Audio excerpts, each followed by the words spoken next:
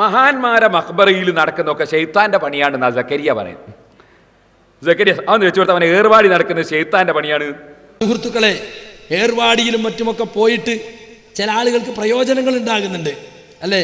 ചിലർക്ക് മാറാത്ത ഭ്രാന്ത് മാറുന്നുണ്ട്, അതുപോലെ പലതും.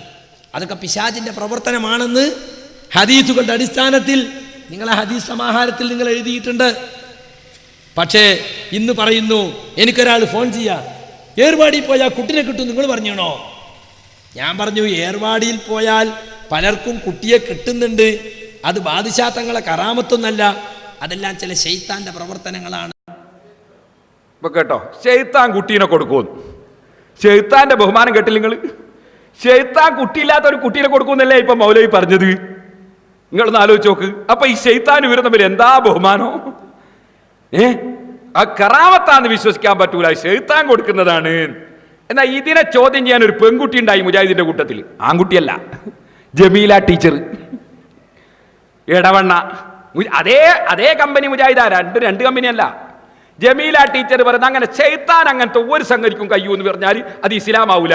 അപ്പൊ സക്കരിയ ഇസ്ലാം എന്ന് പുറത്താണ് എന്ന് വെച്ചോട്ടവനെ.